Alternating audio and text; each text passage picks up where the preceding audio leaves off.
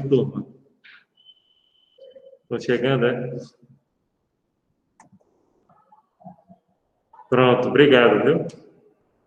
Está chegando gente aqui. Marcelo, bom dia. Kênia, bom dia. Quem mais? Tainá. Bom dia a todos, bom dia a todas. Então, vamos iniciar nosso encontro de hoje, né?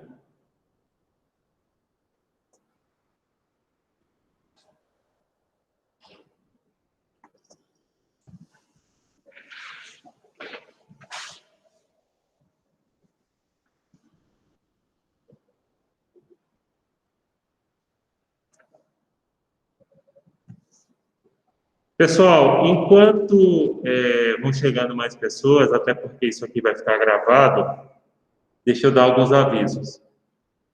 Eu já deixei o estudo dirigido a exercício de fixação do ponto 5 e 6. Semana que vem eu deixo do 7, só são 3 pontos nessa segunda unidade. Não é que o assunto é menor, é porque eu coloquei só 3, dá para colocar 4, 5, enfim. É uma questão da distribuição que a gente colocou. Então, façam. Semana que vem eu deixo. Até porque vocês sabem que no 10º período, geralmente a última prova é antecipada.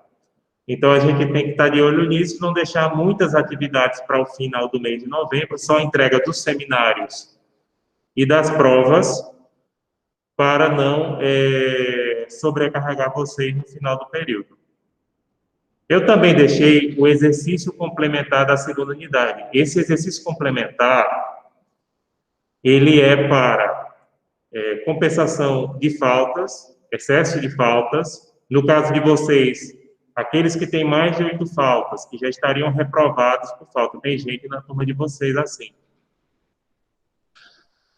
Quem já estiver reprovado por falta, tem que fazer o seguinte, tem que fazer esse exercício complementar da segunda unidade. O prazo vai até dia 1º de dezembro. Reparem que hoje, eu coloquei isso acho que desde segunda, não sei se algum de vocês já viram. Mas eu coloquei desde segunda-feira. O prazo é longuíssimo, vai até o dia 1º de dezembro, e antes do dia 5, eu tiro o excesso de faltas. Mas lembrando, eu só tiro o excesso de faltas, que no caso é o que passar de 8. Eu deixo as 8, não tiro 100% das faltas, eu deixo as 8 e só fica o excesso. Então, entre o dia 1º, depois que terminar o prazo, e o dia 5, eu tiro esse excesso de faltas das pessoas que estiverem reprovadas.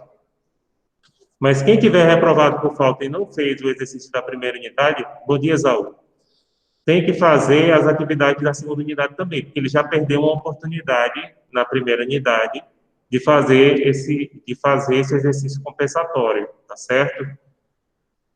Eu sei que a maioria dos que estão aqui conosco são pessoas que não têm problemas de falta,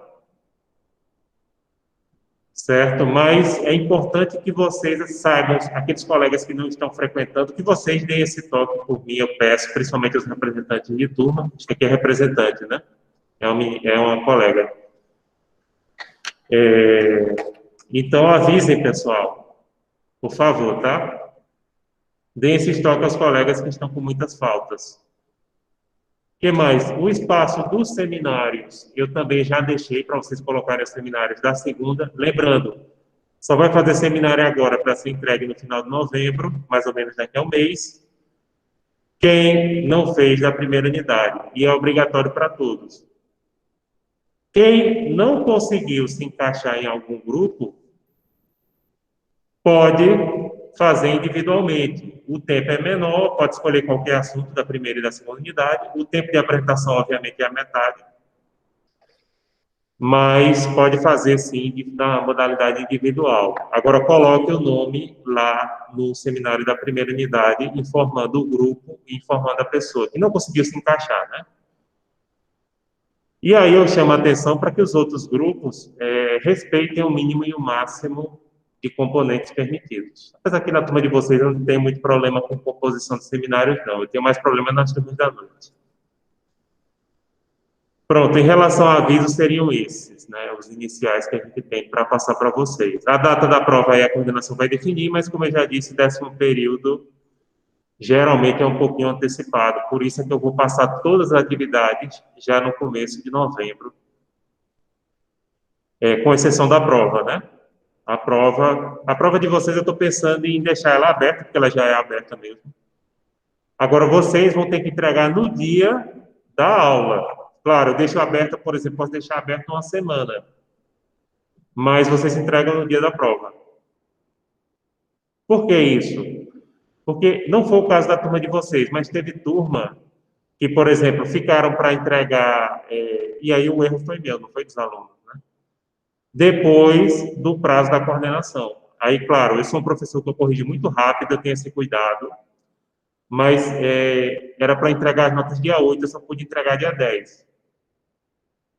Então, agora a gente vai colocar assim, eu vou deixar a prova aberta mais tempo, mas vocês vão ter que entregar no dia da minha aula, para agilizar a correção, principalmente os alunos de 10º período, né? E de resto, pessoal, qualquer problema que tiverem, vocês sabem que contam comigo, né? E tá aqui é para isso mesmo.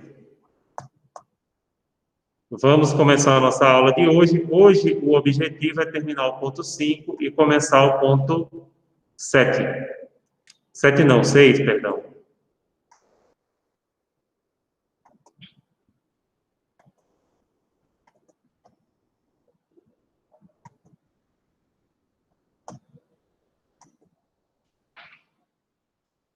Agora, deixa eu olhar aqui onde que eu parei, que eu não lembro onde é que eu parei na turma de vocês. Se alguém lembra, por favor, eu estava até procurando aqui no vídeo, mas de repente deu 9 horas e eu não consegui achar.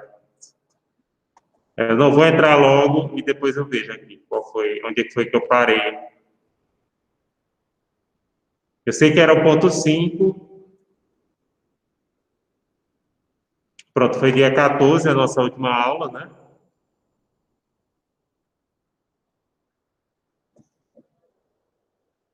Deixa eu olhar aqui onde é que está.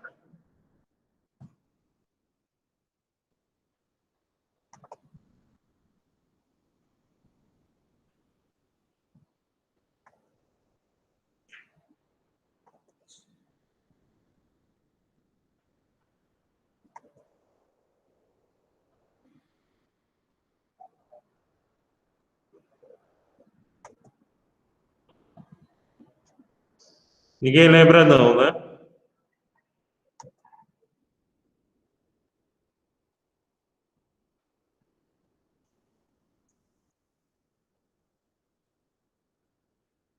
Certo.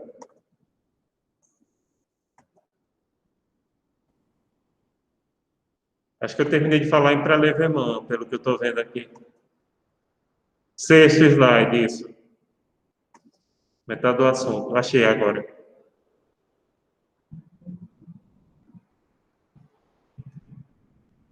Pronto, achei.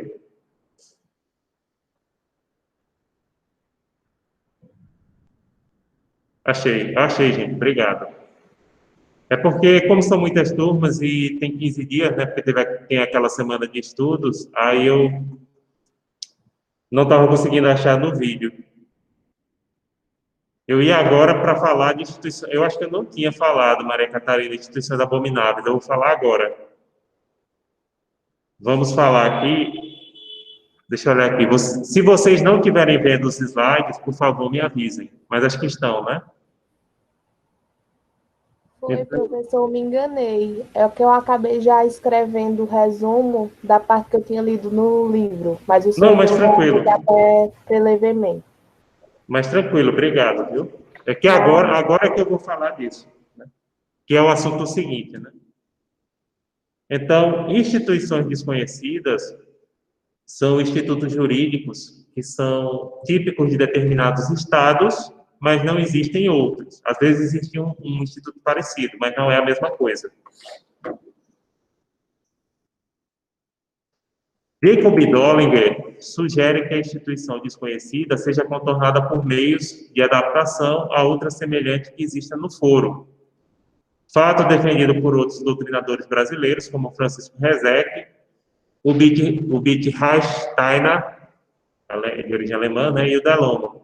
Eu também concordo que, no caso de instituição desconhecida que seja compatível com o nosso sistema jurídico, tem que ser adaptada, até porque em outros países é corriqueiro, e já ocorreu até em relação a questões brasileiras, como aquele problema do desquite, né? Vocês sabem que até 77, vocês que gostam de direito de família, sabem que até 77 no Brasil havia o desquite. O desquite, ele punha fim à convivência do casal, mas ele não extinguia o casamento, ou seja, não permitindo uma nova união. E aí, em outros países, principalmente na Europa e no Uruguai, muita gente saía aqui do Brasil para casar novamente no Uruguai ou na Europa. E lá na Europa e no Uruguai, o desquite brasileiro é reconhecido como separação. Então, sim, é possível você adaptar.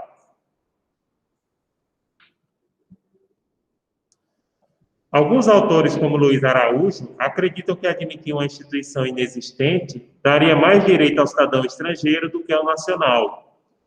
Por isso, as instituições desconhecidas devem ser rejeitadas. O que ele está dizendo aqui eu acho uma bobagem. Por quê?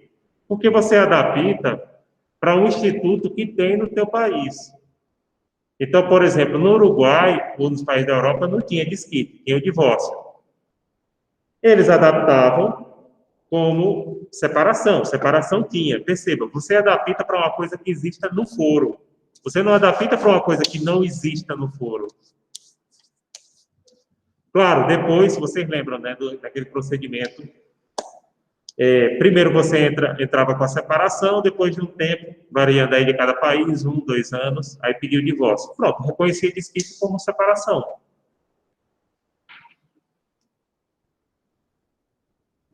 Instituições abomináveis, agora sim, são institutos incompatíveis com a ideia de justiça, repugnando a consciência média dos chamados povos civilizados, como a escravidão, a poligamia e a morte civil.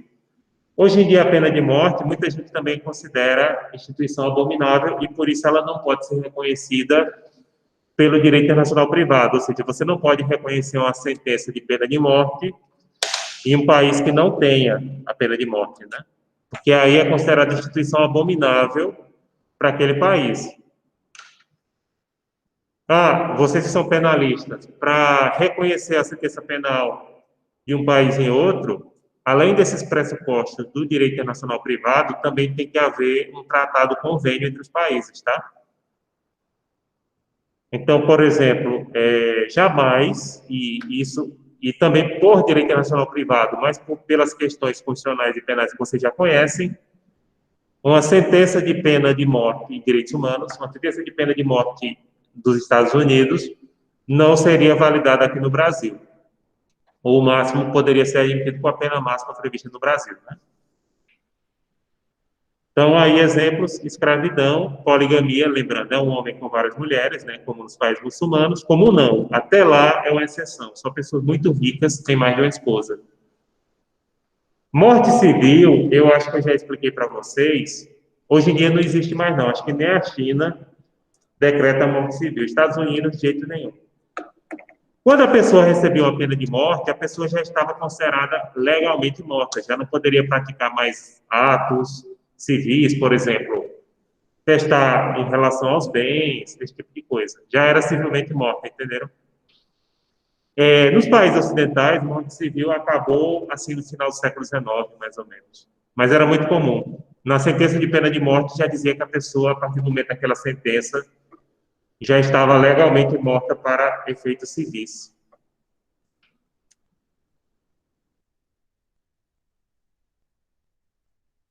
Direito do reconhecimento é um sub-ramo do direito internacional privado que estuda a aplicabilidade de sentenças judiciais no exterior. Então, esse é o direito do reconhecimento. As principais teorias para reconhecimento de uma sentença estrangeira são Comita Gentium, ou cortesia internacional, defendida pelos estatutários holandeses do século XVIII, A ideia é simples, ou seja, todos os estados são igualmente soberanos. Portanto, você só admite a aplicação de uma sentença de um estado em outro por questão de cortesia, um favor. Só que ser um favor não é uma coisa muito legal, não, né? Porque dá a impressão de que, ó, é uma liberalidade nossa, a gente faz o que a gente quer, não é obrigado. Savigny defendia uma teoria melhor, que é a questão da comunidade de direitos, ou seja, os países partilham princípios jurídicos, e nesse sentido, se o direito é reconhecido em um Estado que reconhece, que faz parte dessa comunidade de direitos, que é baseada nos mesmos princípios fundamentais, então deveria ser reconhecido em outro país. Direito adquirido. Direito adquirido é muito parecido com comunidade de direitos, só que o direito adquirido foca no direito que a parte adquiriu em um país, como se incorpora ao seu patrimônio, aquela teoria do direito adquirido que vocês viram no começo do curso. Então, se você teve um direito adquirido num país através de uma sentença, ou reconhecido através de uma sentença, caso declaratório, né? Aí você teria, né, a prerrogativa de levar esse direito para ser aplicado em outro país e ter esse direito garantido para reconhecimento daquela sentença. Ô, professor, o senhor pode reexplicar a comunidade de direitos, por favor?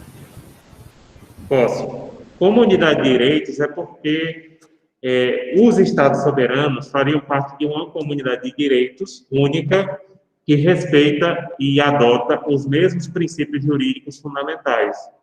Então, se uma sentença reconhece um direito em um país, como eles adotam os mesmos princípios gerais de direito, a mesma noção geral de direito, e fazem parte de uma comunidade de direito que engloba os estados, então deveria ser reconhecido em outro país. É isso. Entendeu? Entendi, obrigada. Para Delommo, o ideal de justiça, o espírito de solidariedade e a interdependência entre os povos justificam a homologação de sentenças estrangeiras. Então, existem muitos fatores que justificam a homologação de sentença estrangeira, é uma realidade e ela ocorre praticamente em todos os estados. Um detalhe importante que eu sempre falo é o seguinte: não confundam sentença estrangeira com sentença internacional. Não é a mesma coisa. Sentença estrangeira é a emitida por um tribunal de outro Estado soberano que não seja o Brasil. Essa sim precisa de reconhecimento. Sentença internacional é emitida por tribunais internacionais, que são organizações internacionais ou mantido por organizações internacionais. Nesse caso, se o Brasil aderir ao tratado, como, por exemplo, em relação ao Tribunal Penal Internacional, em relação à Corte Interamericana de Direitos Humanos, a sentença é auto-aplicável no país, entendeu? Ela não precisa ser reconhecida. Então, a sentença da Corte Interamericana de Direitos Humanos, ela é válida no Brasil porque o Brasil ratificou uma cláusula facultativa que reconhece a jurisdição da Corte Interamericana. Então, não precisa ser homologada no Brasil. Pode ser executada diretamente na Justiça Federal, entenderam? A sentença que precisa ser homologada é emitida pelo tribunal de outro Estado soberano. Aí você diz, sim, pessoal, sim, professor. Mas, se o Brasil não fizer parte desse tribunal internacional que você está falando, para a sentença produzir efeitos jurídicos no Brasil, ela precisa ser homologada? Não pode ser homologada, porque se o Brasil não faz parte desse tribunal internacional, o Brasil não reconhece a jurisdição daquele tribunal, ou às vezes não pode reconhecer. Por exemplo, a Corte Europeia de Direitos Humanos. As decisões dela, o Brasil não faz parte desse tribunal e nem pode fazer porque o Brasil não está na Europa. Esse tribunal é só para países que estão na Europa. Entenderam? Então, a sentença é inexistente para o nosso ordenamento jurídico.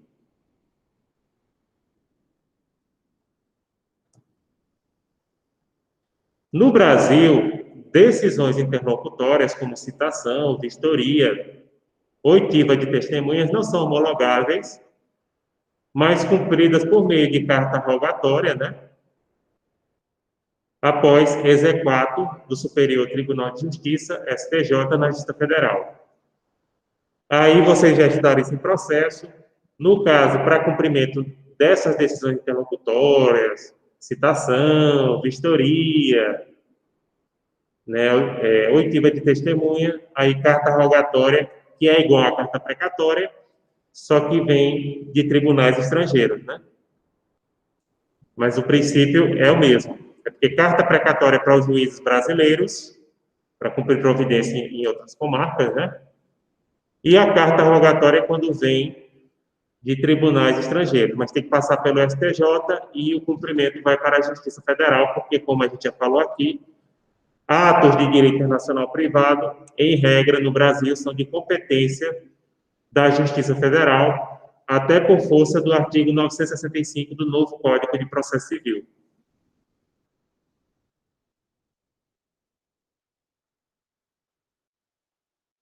Então, a homologação de sentença estrangeira é o ato que torna exequível a sentença estrangeira na ordem jurídica interna.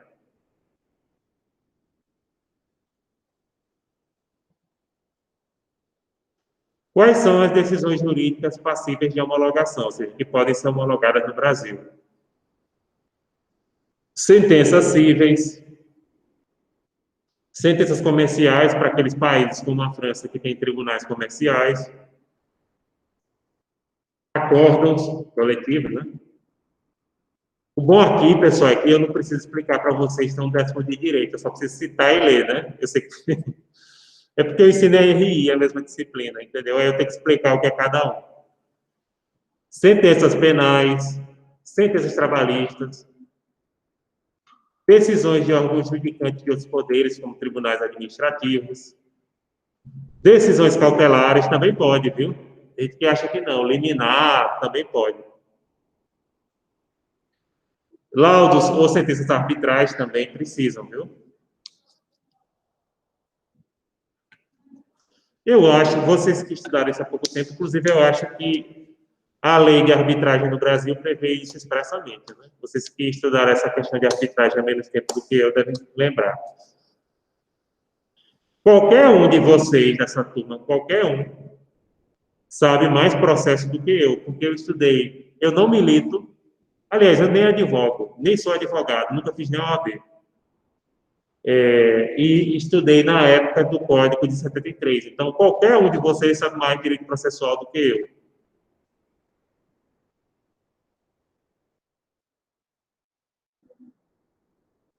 Sistemas de homologação.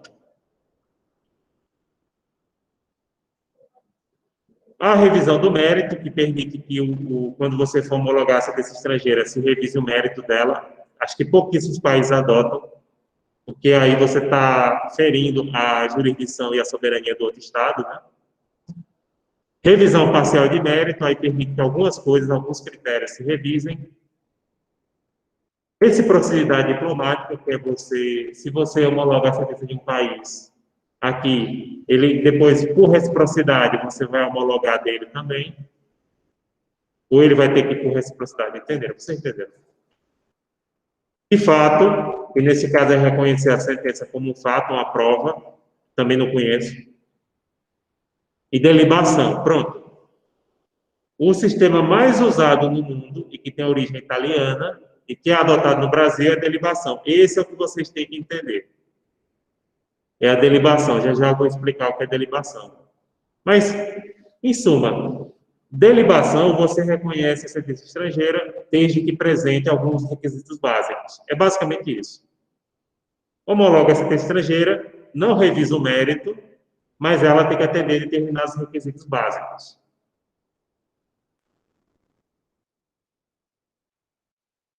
Pronto, tem um conceito aqui, né? Delibação é a homologação da sentença estrangeira mediante o atendimento de certos pressupostos, ou seja, a sentença tem que obedecer certos princípios, legalidade, etc.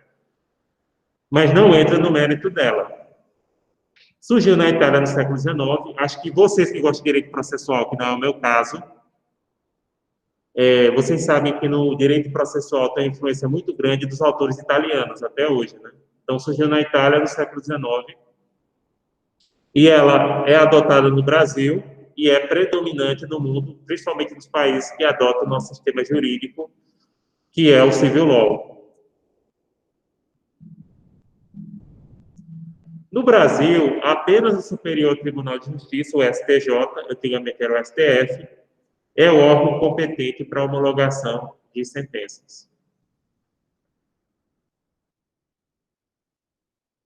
Então, gente, quais são esses pressupostos, requisitos para a homologação de sentença estrangeira no Brasil? Quais são os requisitos que a sentença estrangeira tem que satisfazer, né?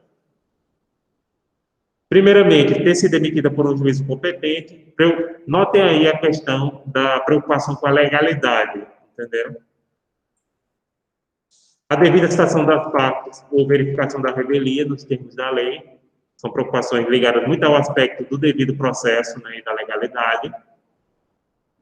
O trânsito em julgado, tem que transitar em julgado, né? Eu não sei no caso de cautelares, mas se for sentença tem que estar transitada. Não caber recurso.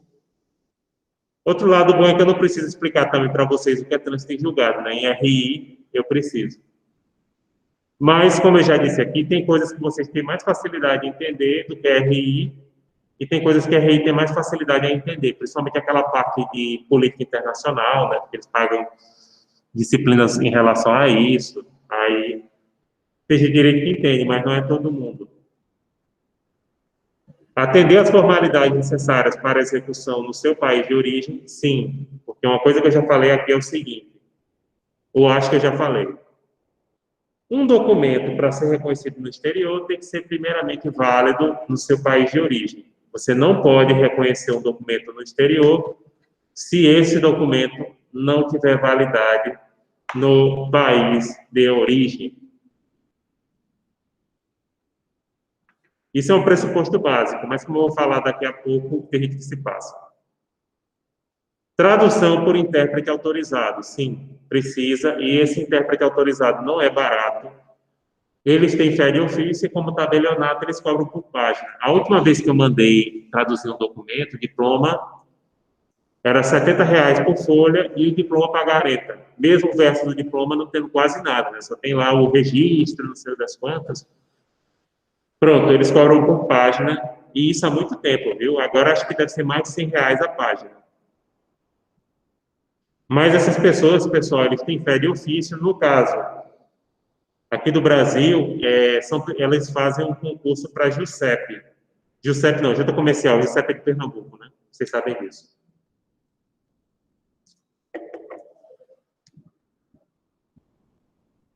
O ritual de homologação pode se iniciar de duas formas. Requisição diplomática, no caso, através dos diplomatas dos países, né? Ou requerimento da própria parte interessada, que quer reconhecer aquela sentença. Né? Não se caracteriza litispendência a simultaneidade entre o processo de homologação de uma sentença estrangeira, né, e uma lide na justiça brasileira sobre o mesmo fato. Então, eu estou homologando essa sentença, mas eu dei uma entrada na ação no Brasil. Porém, se essa sentença for homologada primeiramente, o processo litigioso deve ser extinto.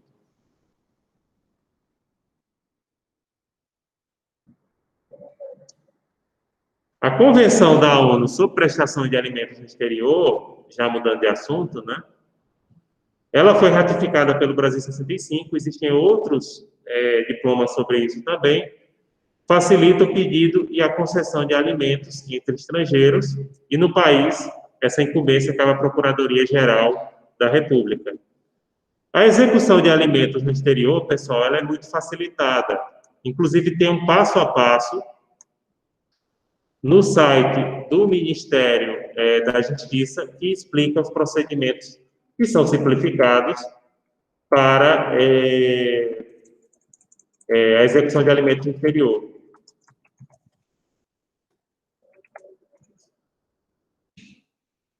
Não segue esses mesmos procedimentos que estão aqui. É um processo totalmente facilitado. Inclusive, tem uma página que eu vou postar agora no chat, vocês podem olhar do Ministério da Justiça, que explica os procedimentos. No caso, por exemplo, ele vale tanto para estrangeiros, para brasileiros cobrar do exterior, quanto pessoas do exterior cobrar alimentos no Brasil, tá? Então, o procedimento é facilitado por essas convenções. E vocês podem conferir no chat as informações. Eu falo isso porque, há uns 10 anos atrás, teve um caso de uma pessoa que foi no EPJ, acho que o EPJ nem chamava EPJ na época, chamava NPJ. E a pessoa era o seguinte, era uma profissional do sexo que ela tinha um filho com italiano. A criança tinha sido registrada, inclusive ela tinha o endereço, tinha a cópia do documento, passaporte do italiano. Só que os professores do EPJ, eles não sabiam direito, eles mandaram procurar o professor de direito internacional da casa. Né?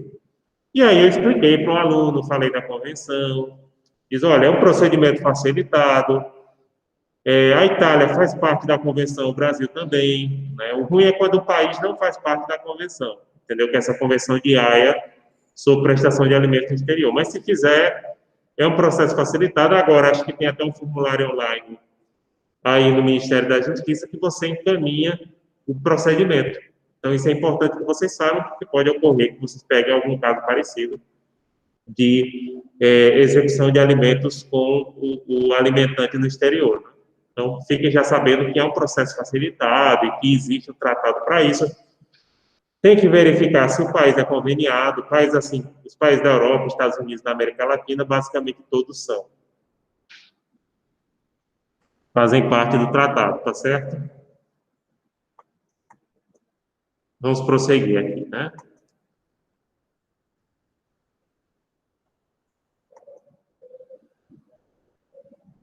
Para encerrar,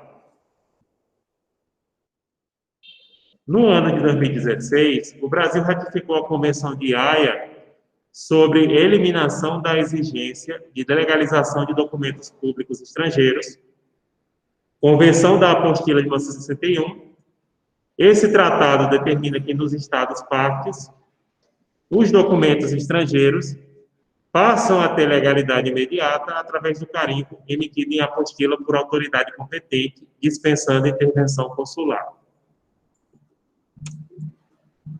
No caso do Brasil, a autoridade competente para a emissão da apostila é o Conselho Nacional de Justiça, através de cartórios autorizados, né? No caso de diplomas estrangeiros, o reconhecimento também depende da obediência de normas do Ministério da Educação, MEC.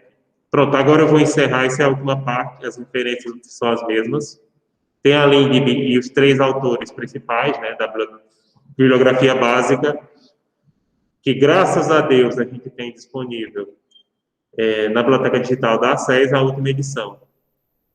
Pronto, eu vou falar agora dessa questão de reconhecimento de documentos, né, da Convenção da Apostila.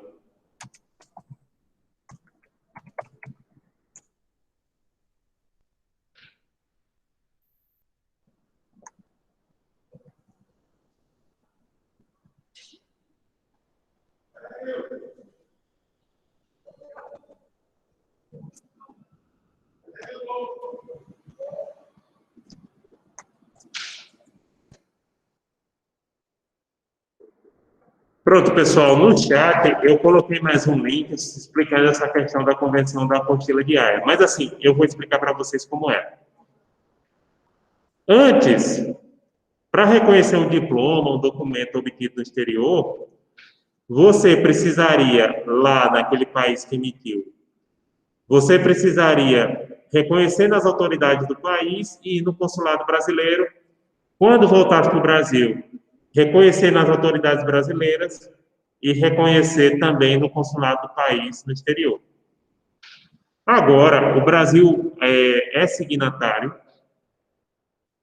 dessa Convenção da Apostila de Haia, o apostilamento, que você só precisa fazer metade do serviço, ou seja, você carimba o documento, carimba assim, entre aspas, legaliza o documento nas autoridades do país de origem e no consulado do Brasil lá, e chega aqui e você vai para o cartório. E o cartório coloca uma apostila anexada a esse documento, que tem a tradução, etc.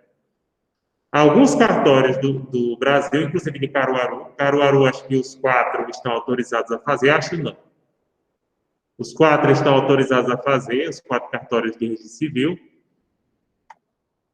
Não é todas as cidades de Pernambuco que tem, viu, esse sistema de apostilamento.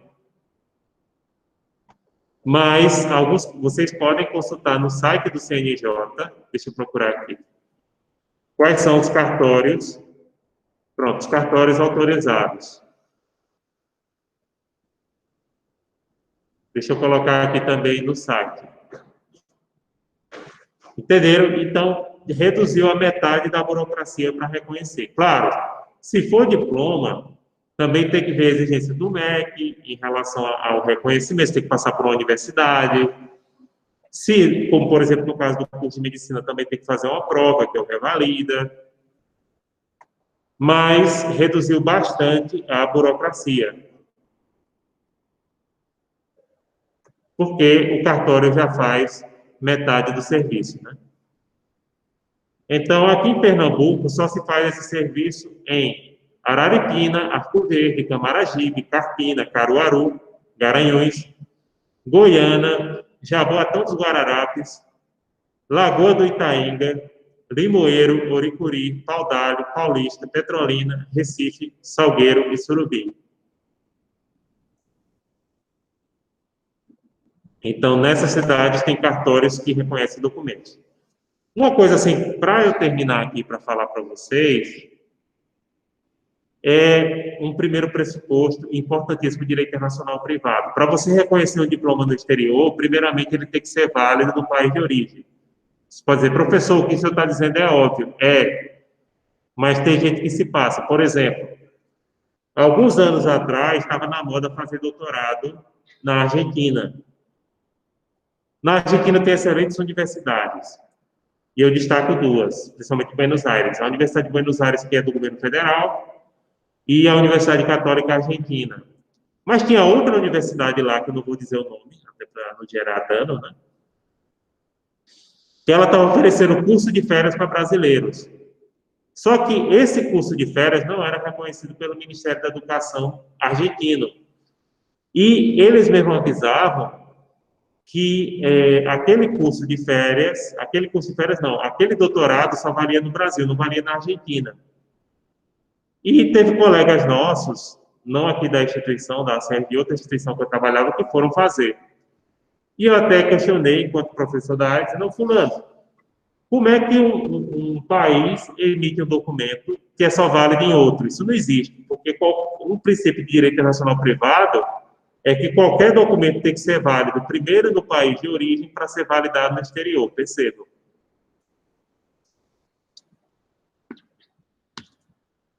Se não for validado no país de origem, não tem como, pessoal. Então, aí eu disse, se você quer ir para Buenos Aires, tomar uns vinhos, dançar tango, comer um doce de leite ou alfajor, eu dou maior apoio. Mas você não vai conseguir reconhecer aqui nunca, e nunca conseguiu. Entenderam? Sim, pessoal, vocês têm perguntas sobre esse assunto? Estou olhando aqui para o chat, deixa eu até tirar.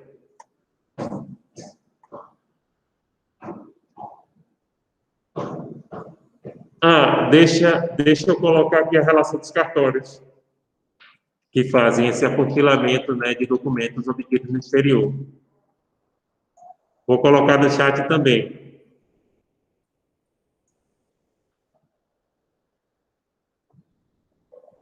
Que bom, Stefano. Que bom que vocês, que nem eu digo com a minha filha, vocês estão sabidos. Né?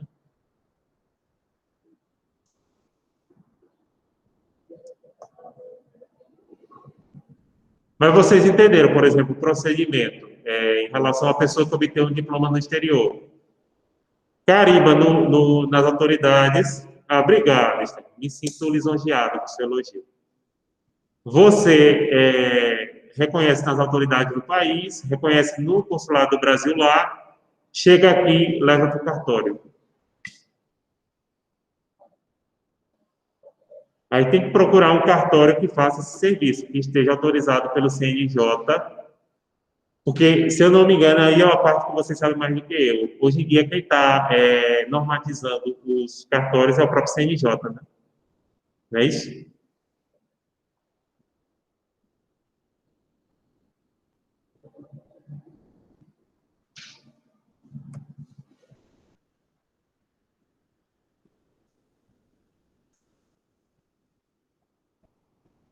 Não é isso ou não é isso? Não, não sabe não, né?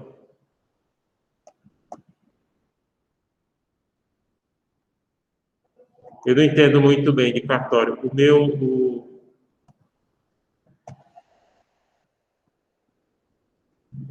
Pois é, Stephanie. O meu bisavô foi o primeiro tabelião de registro civil da minha cidade, já no século XIX. Tem No até, portal do CNJ, professor, tem a lista dos cartórios que são autorizados. sim, eu inclusive postei aqui. Aí tem dizendo, aí se algum de vocês se deparar com um problema desse, ou reconhecer qualquer documento do exterior, aí tem que olhar esses cartórios. Claro, tem que não esquecer de primeiro fazer a parte de legalização no país, inclusive junto ao consulado do Brasil lá, né? Aí quando chega aqui, só botar a apostila. No cartório que está autorizado a fazer a apostila, né? A corregedoria também, inclusive, o professor pode editar questões normativas para os cartórios, para poder estabelecer as regras, como vai funcionar, esse tipo de coisa também. Certo, Stephanie, obrigado. Pronto, gente, acho que do ponto 5 é esse. Vamos começar o ponto 6. Lembrando, aí hoje eu quero começar o ponto 6. Semana que vem termina o ponto 6, começa o 7. Na outra semana termina o 7. Ô, professor, o senhor Oi, pode pergunta. liberar o slide do ponto 7 antes da aula para a gente anotar? Posso, eu quero fazer isso. Inclusive, Kenny, eu já vou fazer o estudo dirigido. Como vocês do 10º período, geralmente é antecipado, prova e tudo, então esse final de semana eu já vou fazer o estudo dirigido do 7º e o exercício de fixação. E já vou colocar a apostila também dele. Entendeu? Já aí já facilita, porque a coordenação pode antecipar as datas da prova e vocês já ficam preparados. Por conta de colação de grau, que é de vocês ainda deve ser esse ano, entendeu? E aí, pessoal, a vantagem, apesar dessa pandemia, vocês praticamente vão conseguir colar grau normalmente.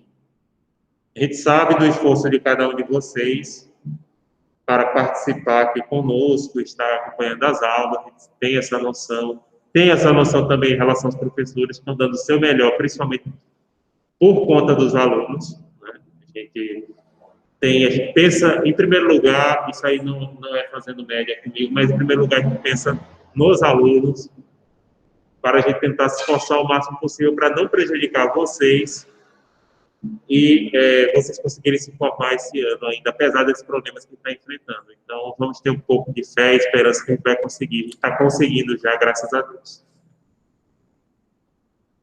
Professor, Oi, o senhor acha que a faculdade faz a colação da gente esse ano? acredito que sim, estão preparados para isso. Vai ser, provavelmente não, deve ser uma cerimônia mista, como já ocorreu, mas eles estão fazendo direto isso. Vocês não estão cumprindo o estágio direitinho, não é isso? Pois é, só que a aluna tinha falado que ela adiar a colação da gente, a gente até ficou sem tempo. Olha, por enquanto eu não estou sabendo de nada de adiamento, não. Estou sabendo que as colações estão ocorrendo normalmente, só se adiar por questão de cumprimento de outras coisas. Mas de aula, essas coisas estão seguindo normal. Ah, certo. Obrigada. Lá, a Alana está falando aqui.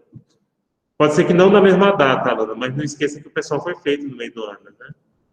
Em outra data, assim, um pouco depois, mas foi feito. Olha, Luiz, a data dos seminários de vocês eu vou lhe dizer agora, tá?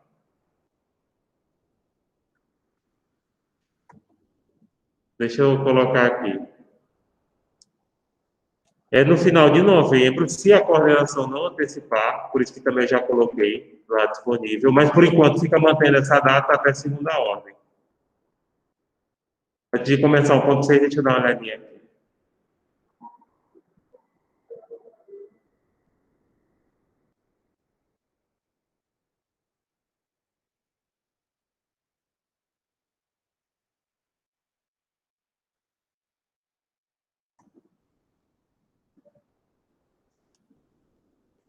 Pronto, 25 de novembro seria a data prevista para a entrega dos seminários, tá, Heloísa?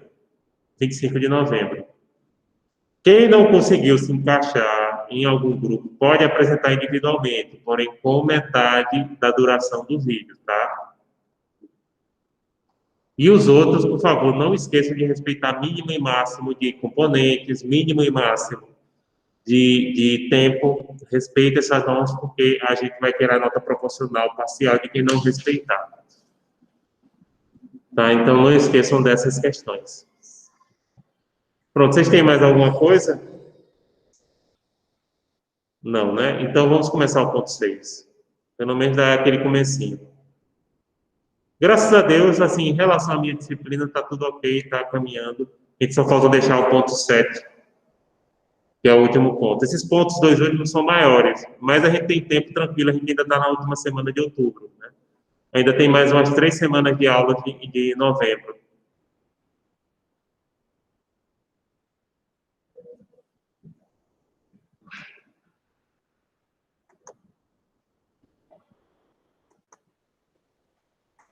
Pronto, então vamos começar aqui o ponto 6.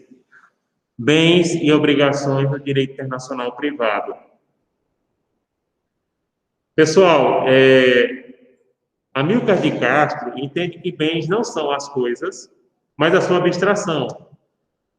Bens são a ideia de valor representado pela coisa. O que a gente entende, e vocês já pagaram direitos reais ou direito das coisas, eu acho que na matriz de vocês é direito das coisas, a ideia do bem é justamente em relação, do ponto de vista jurídico, em relação ao valor que aquela coisa representa do ponto de vista jurídico, né?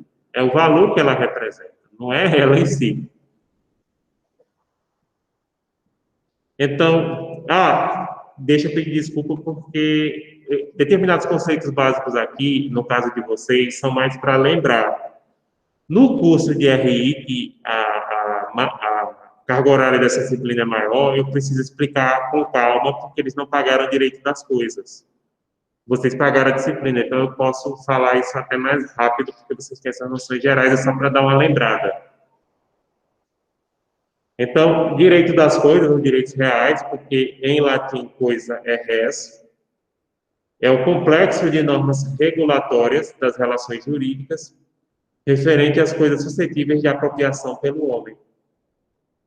Um complexo de normas que regulam essas coisas que podem ser apropriadas pelo homem ou que têm um valor atribuído pelo ser humano.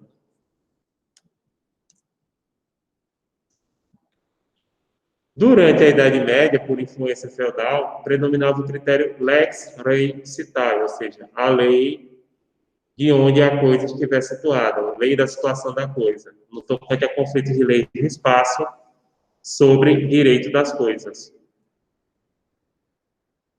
Naquela época, a lex rei citae era válida somente para bens imóveis, né? Sendo os móveis regidos pela lei do domicílio do seu proprietário. Então, seguia o domicílio do proprietário em relação a móveis. Em relação a imóveis, é o mesmo critério que a gente já falou aqui, que é adotado praticamente em todos os países, pelo menos todos os países que eu conheço a legislação, que é a lei do país em que está situada a coisa. E, claro, no direito vocês têm bem essa noção, a diferenciação de bens móveis e imóveis vai além da capacidade destes serem movidos de um lugar para outro, né? Porque tem bens que você pode mover, como, por exemplo, um navio, mas para fins jurídicos, devido ao seu valor milionário, um navio é considerado um bem imóvel. Outra questão é energia, acho que internet também são equiparados a bens móveis para fins jurídicos, né? Existe essa equiparação, tanto para bens móveis quanto bens imóveis. Aviões também, porque são bens, qualquer aviãozinho desse, qualquer teco-tecozinho desse é um dinheirão, e se for esses aviões de passageiros como Boeing e Airbus, vale milhões, gente, é milhões o valor do bem desse.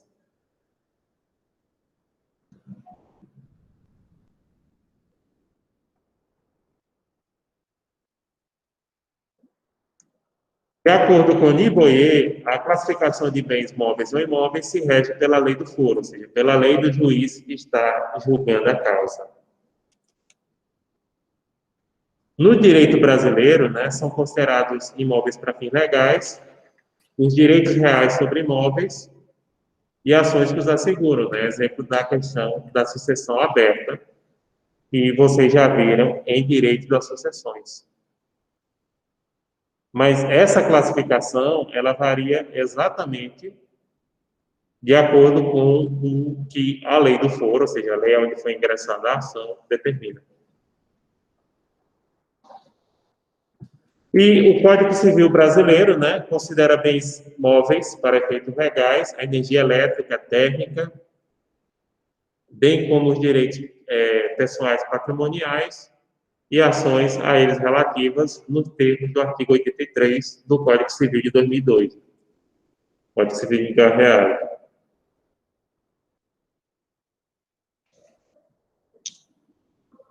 E lembrando, né, no caso do Brasil, a qualificação de bens móveis e imóveis segue o princípio lex rei citi, o citai, né? Ou seja, a lei da norma do país que estiverem situados. Em relação a bens móveis, isso é absoluto.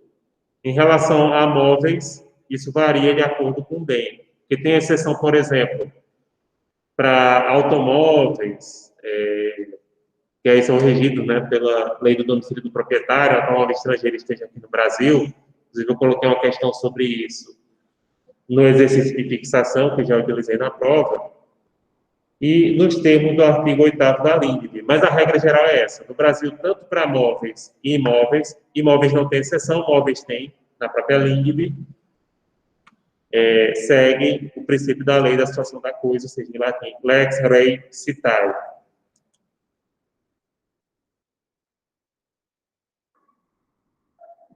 São direitos reais no Brasil de acordo com o Código Civil de 2002. Aqui também eu só vou ler e terminar esse slide, porque vocês já conhecem, já estudaram essa parte. O pessoal de RI, aí eu demoro, porque aí eu vou ter que ir explicando cada um. Mas se vocês quiserem que eu explique algum, pode ser. Então, a propriedade, a posse, direitos reais sobre coisa alheia de uso ou gozo, né, superfície e usufruto, só de uso como servidão, uso, habitação, garantia, penhor, hipoteca, anticrésimo, tem que explicar o que é anticrésimo, alienação fiduciária, direito do promitente comprador do imóvel, então esses são os direitos reais no Brasil, em regra, né? E a gente tem que lembrar o seguinte, aí pronto, aí eu vou fazer um acréscimo importante. A classificação dos direitos reais varia conforme as legislações, sim. Porém, e aí é onde eu acrescento para vocês que são concluintes do curso de Direito, é que tenham na cabeça o seguinte, os países que adotam Civil Law, o sistema romano-germânico, que é o nosso, ou seja, basicamente os países da Europa, América Latina, e algumas colônias europeias da Ásia e África, eles basicamente adotam a mesma classificação para direitos reais. Tem pouquíssimas diferenças, as diferenças são muito pontuais, entenderam? Já os países do Common Law, que são aqueles países de matriz anglo-saxônica, eles têm outra classificação. Então, a questão é aí. E para direito internacional privado, você tem que estar ligado em qual sistema jurídico é o país. Os países que adotam o mesmo sistema jurídico, por exemplo, Brasil e Alemanha, você vai saber que a classificação é mais ou menos a mesma coisa, Brasil e França. Agora, se for para Estados Unidos, Canadá, Nova Zelândia, ou países do mundo muçulmano, por exemplo, aí já é outro sistema jurídico. E vocês já pararam para pensar, por exemplo, que é mais fácil um brasileiro advogar na Alemanha do que no Canadá? Porque o nosso sistema jurídico é bem parecido com o alemão, né? E com o canadense, não. Nenhum Estado permite que sistema normativo estrangeiro interfira sobre as leis internas no tocante ao regime de propriedade, né? Cada país possui um modo próprio para a aquisição de propriedade. Mas, como eu disse, os países que adotam o mesmo sistema jurídico tendem a ter forma muito parecida e a diferença é pontual. Pronto. Terceiro slide de 12. Então, como eu disse, eu só queria começar, deixa 9 slides. Parei no terceiro de 12. Se alguém quiser anotar aí para me lembrar na próxima aula, eu agradeço muito. Porque são muitas turmas, né? Fica registrado no vídeo, mas às vezes para você procurar no vídeo demora. Então, 3 de 12 eu parei. Aí, semana que vem, a gente termina o 6 e começa o 7. Que dia é semana que vem? Acho que é 4 ou 5? 4. Então, percebam, pessoal, a minha previsão é terminar com vocês dia 11. Dia 18, a gente faria uma revisãozinha. 25, a gente faria a entrega dos seminários, e 2 seria a prova. Agora, isso pode ser antecipado pela coordenação.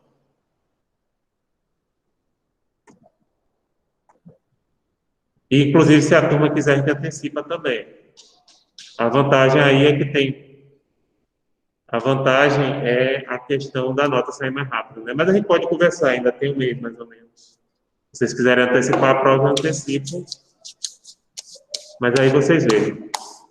Esperar a coordenação falar, né? Qual é o dia. Porque minha previsão é terminar dia 11. Desse ritmo que eu estou, dia 11 eu termino.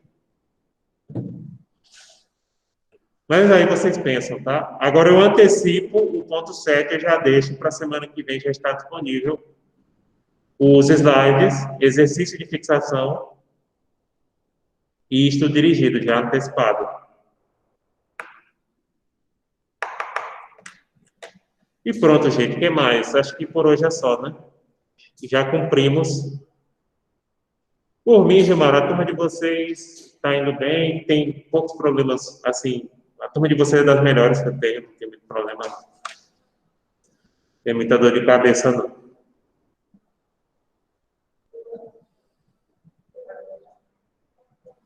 Eu também prefiro, gente, terminar logo. Assim, em relação a vocês, principalmente vocês do 10º período, que vocês têm muita coisa para cuidar, né?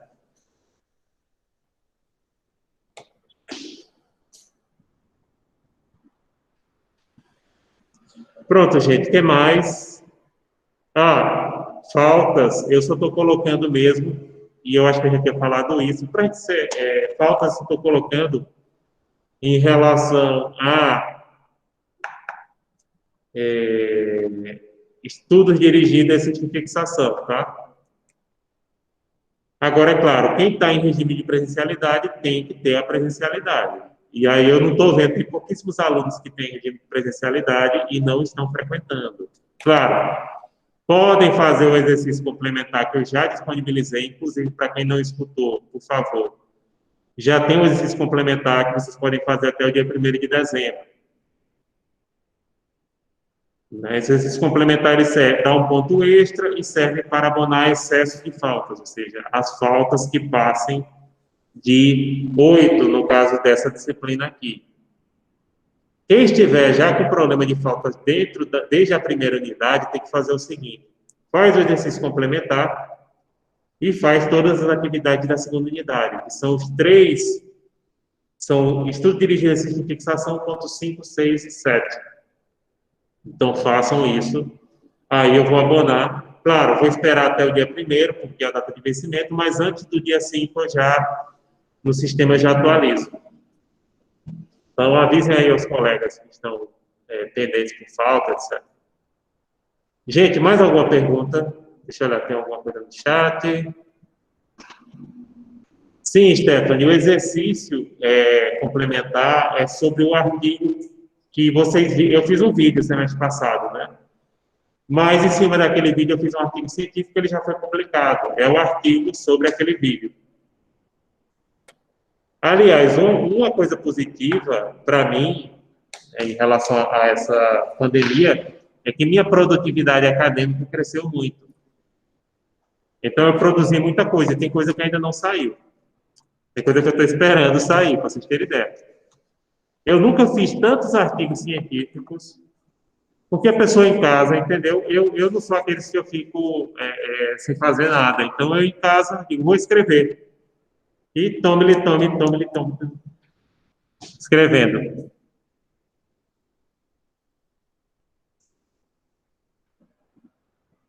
Eu tenho uma facilidade para escrever. Um artigo científico desse, que para vocês é um TCC que vocês demoram 6 meses para fazer, eu faço em 15 dias. Então, eu faço rápido. E pronto, gente. Se vocês não têm mais perguntas, a gente pode encerrar a aula aqui. Um bom dia para todos e um bom resto de semana para vocês. Então, tchau, tchau.